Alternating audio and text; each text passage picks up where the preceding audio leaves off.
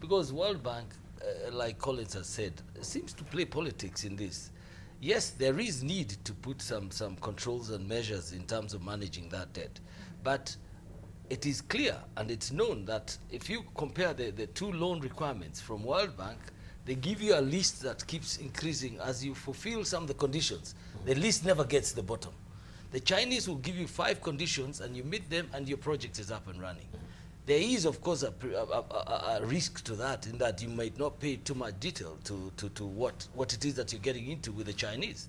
So for a long time, the World Bank has been throwing things at us, but it's about time they also reviewed their conditions of lending to us. The reason why we go looking east is because the World Bank has become too bureaucratic.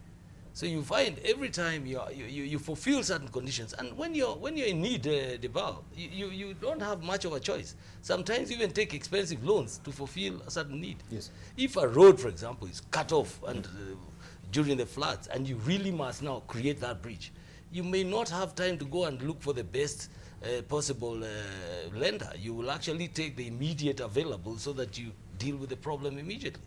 But for a long time, you find World Bank keeps saying things. There's nothing wrong with borrowing from China. The only thing that the Treasury needs to do is really negotiate the terms properly, so that, as Collins again has said, whether it's a concession loan or commercial loan, that must be very clear, and we must have an end to this period of repayment. But there is nothing wrong with the Chinese coming to our aid if the other loans are too expensive or too difficult to get.